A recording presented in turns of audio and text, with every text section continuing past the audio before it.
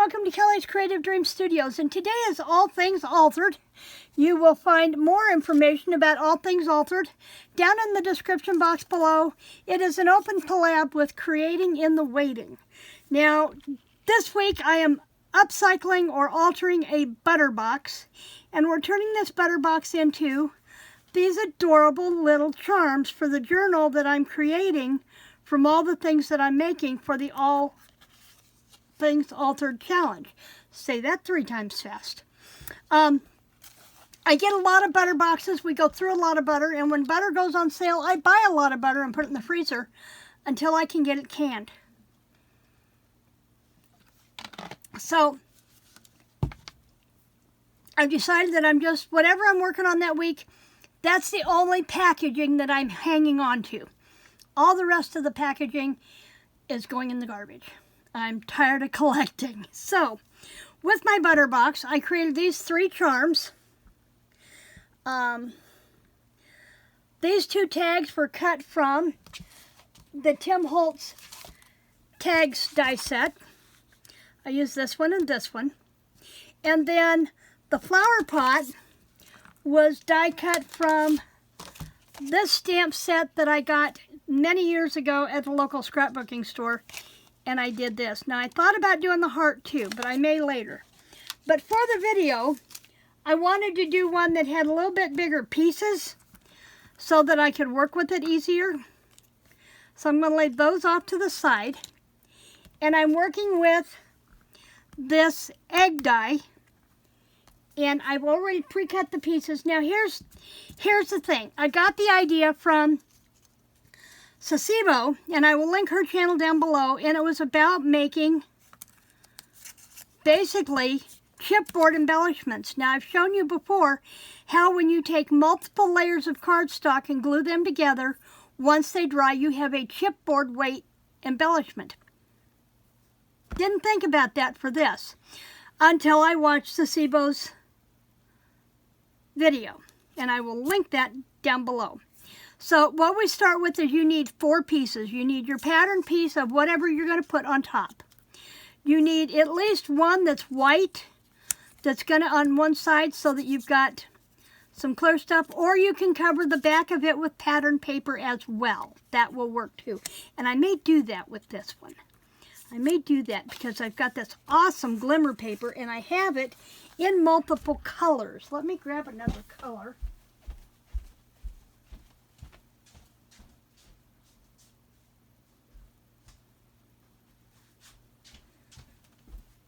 Thought I was going to walk in and pick it up and realized I had moved it. That wasn't supposed to happen. But I got the, and you'll see these in a video next Saturday, of what I ordered from Madi at Spectrum Art Creations. And I think, let's put a piece of this on the back. And we can do that rather quickly. With a pair of scissors. And I'm just going to cut a small strip off. And I'll bring up my Tim Holtz Sidekick, which is the perfect size for this die. I keep all my dies on my 5-tray cart down here beside me, or I mean all my die cutting machines except for my Sidekick. My Sidekick, or my Big Shot, is over on the other table. I'll turn this around. Now, it's not going to suction to this very well because of the silicone mat, but it'll hold it in place long enough for me to get this going. And so I had these all cut out because I wasn't going to cut anything out on camera. But, you know, there we go. So I'm going to put that pink down, put my die down, put my other plate in place. Now, unlike your other die cutting machines, your knob goes this way, goes clockwise. With the Sidekick, you pull counterclockwise. And I'm going to pull it through, and then I'm going to run it back through again since this glimmer paper is a cardstock. Just like that.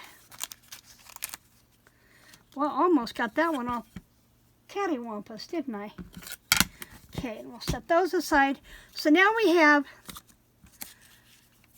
actually have an extra piece here I don't need, because you really only need to sandwich 2 layers between your front and your back paper.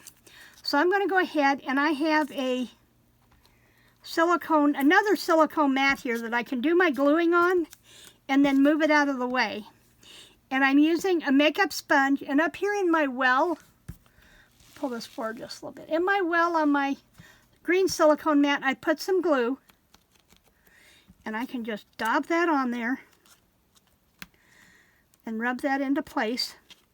I could have also used my silicone brush for this bigger piece, but I was using the sponge for those smaller embellishments. And then you just kind of squeeze them together. Now, because that butter carton is a little slick, it wants to slide on me. But it'll dry in a minute as soon as I get everything sandwiched together. One thing about using the Tombow glue is I have a little bit of time to work, so I can press everything into place. I'm trying to find a dry spot on this mat that I can lay this and not get glue everywhere. Okay, and then I can lay that off to the side. And then our Easter egg just needs to dry. And I've got one there that's not wanting to lay over, but I can always come back and trim it if I need to. And I'm going to squeeze that over to see I had that burger. And now I've got to get my hand sanitizer out. This is one of the best ways to clean the glue sticky off your hands. Is usually a little bit of hand sanitizer and a baby wipe. I've got plenty of the baby wipes that have dried out, so I keep a tub of those over here handy that I can, they're not wet, so I can dab my projects without adding any moisture to them.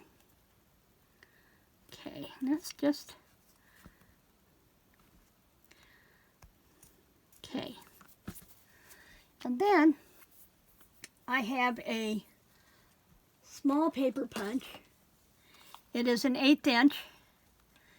And I'm going to go ahead and I'm going to punch this up pretty close to the top. I think I'm kind of centered. We'll see. And I could have used my crocodile, but my crocodile is just a little bit bigger. The smallest punch on your crocodile is a little bit bigger than your 1/8 of an inch. And then I think with all of this one, when this dries, I'll come back and I'll trim this off. But I want to make sure it's good and dry before I go fussing with it anymore. And then I'm going to put a white one or a pink one. I think I did a pink one on the other one. I did. So let's put a white one on here. Just like this. And that gives me 4 cute little dangles with an upcycled, altered butter box. And then when these are good and dry, they will dangle from my from things in my book. Now, I've got this, and it's got a flower on it. I did not, you'll hear in the video next Saturday, I was going to dive in and really work on my office this week. And I didn't get that done, at least not immediately on Sunday when I recorded the video. I went outside to do something really quick, and I realized how nice it was outside, and I thought I'd go ahead and let's put that butterfly on there with a flower. Thought I'd go ahead and mow. So once I mowed, I was pretty well wiped out for doing anything else. So, by the way, these little colored, let me move these aside so I can scoot these over. These colored paper bulb pins I got in the jewelry department at Hobby Lobby. They are from the jewelry shop. And there are 100 of them in here in multiple colors. And they were only $2.99. And about every third week, the jewelry shop embellishments, jewelry findings kind of thing, come up on sale for 40% off. So that's a good time to go in there and stock up. And I love these. I also found these over in the sewing department under a different brand, and they were about the same price. So you just kind of have to shop around when you go in. So there's my ball pins, and there are my 4 embellishments for All Things Altered, prettying up a plain old butter box. That's it for me in the studio today. I will be back here tomorrow. Starting tomorrow, I'm going to be alternating my Tuesdays between Try It Tuesday and Tag Tuesday. And because I've not looked at my planner since I outlined everything last week, can't tell you which we're doing tomorrow. So tomorrow will be a surprise, and it will set us on track as to whether we're doing Tag Tuesday or we're doing Try It Tuesday. And I do have a cute try it I want to do. So I'll see you back here tomorrow. In the meantime, remember to like, to share, subscribe, and creative blessings.